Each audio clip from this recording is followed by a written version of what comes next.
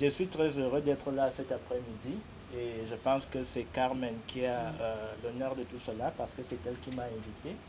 Alors, je suis anthropologue de formation, mais sauf que à chaque fois que je me faisais inviter pour participer à différentes recherches, c'était notamment sur la santé, et il m'arrivait quelquefois d'avoir du mal à résoudre l'équation de comment faire changer les comportements des individus pour que leur santé s'améliore. Alors j'ai pris la décision en septembre dernier de m'inscrire au doctorat de santé et société qui est un nouveau doctorat au sein de cette université. Alors lorsqu'elle m'a proposé de faire une présentation dans le cadre de ce colloque, alors je me suis bien posé des questions. Autrefois, j'avais travaillé sur la sécurité alimentaire des populations urbaines au Cameroun et je constate aussi que le problème de sécurité alimentaire est un problème qui concerne un grand nombre de personnes, mais on entend très peu la voix des populations pygmées. Alors, je n'ai pas fait d'enquête anthropologique.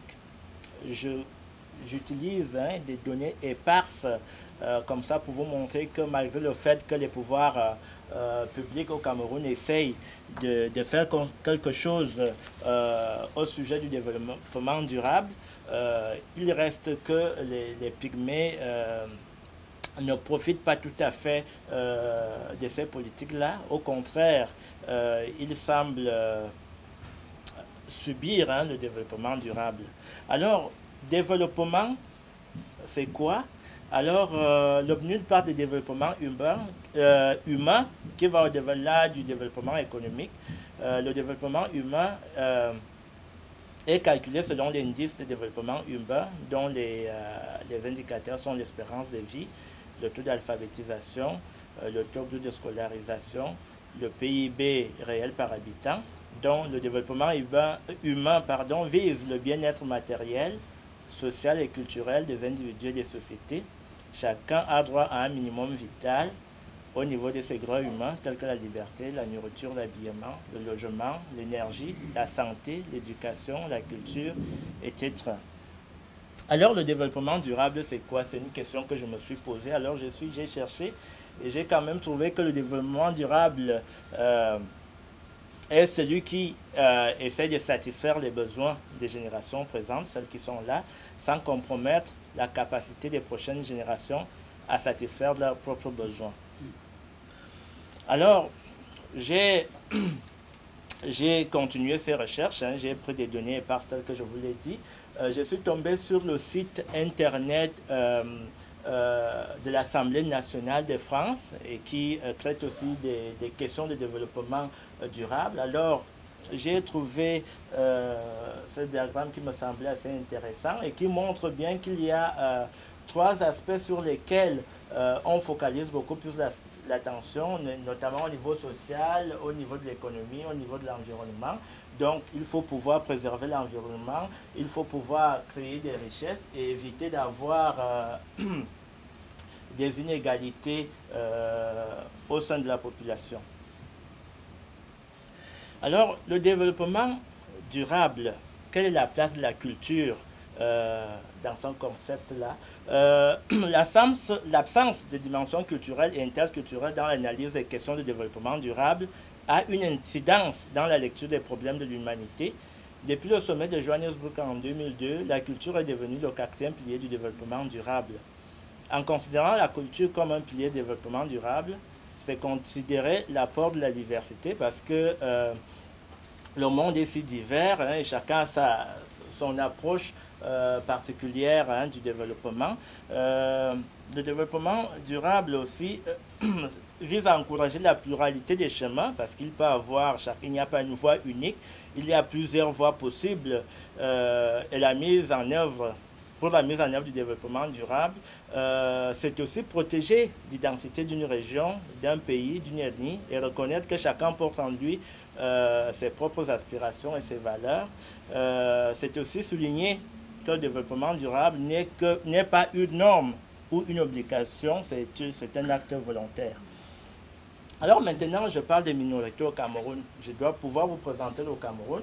Le Cameroun est un pays d'Afrique centrale. Hein. Certains documents présentent le Cameroun comme étant un pays d'Afrique de l'Ouest, mais moi je vous confirme que c'est un pays d'Afrique centrale.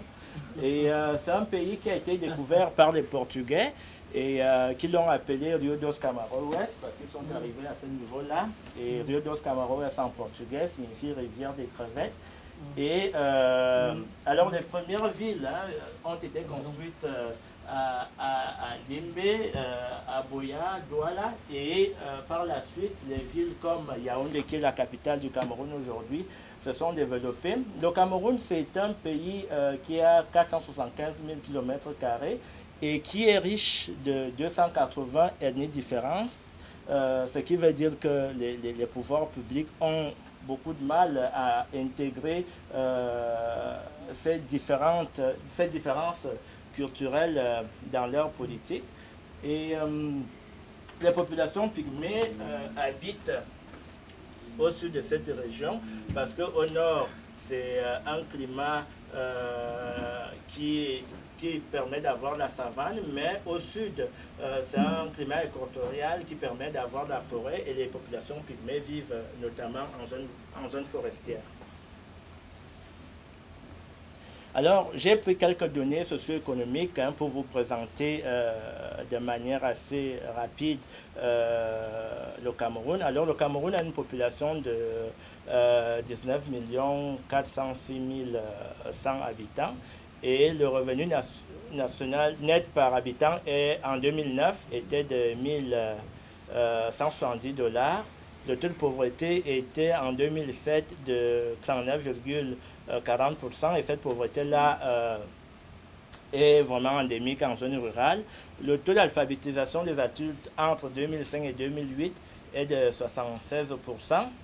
Le taux net de scolarisation entre 2005 et 2009 est de 88%.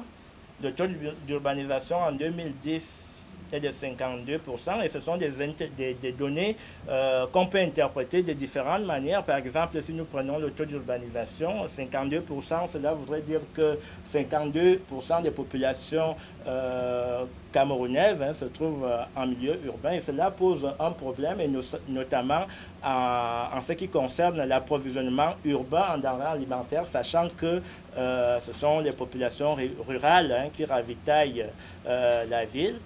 Cela veut dire au moins qu'un paysan doit pouvoir nourrir un citadin, ce qui n'est pas évident. Alors on a un taux de sous-emploi global de 75,80%, ce qui veut dire qu'une majorité des personnes qui travaillent dans le domaine informel, ne travaillent pas dans le domaine où ils ont été formés. On a un taux de chômage en 2005 de 4,40%, ce qui n'est pas réel si on considère le taux de sous-emploi. Et un salaire minimum, pour vous donner un ordre d'idée, c'est de 28 000 francs CFA qui représente environ 62 $. Alors, je vous donne également quelques données sanitaires. On a l'espérance de vie à la naissance qui est de 51%, que ce soit pour les hommes ou pour les femmes. Les dépenses totales consacrées à la santé par habitant, c'est de 122 $ par an. Et les dépenses totales consacrées à la santé par pourcentage de PIB, c'est de 5,6%. Alors, qui sont les pygmées? On l'a évoqué tantôt en disant que c'est une notion péjorative. Alors, je ne vais pas insister sur cette dimension-là. Les pygmées sont des populations qu'on retrouve en Afrique équatoriale, et notamment au Cameroun, au Gabon, au Congo, en République centrafricaine, au Rwanda, au Burundi, en Ouganda, et se caractérisent par leur petite taille. On estime que les plus grands ont 1,50 m et normalement leur taille varie entre 1,20 m et 1,50 m.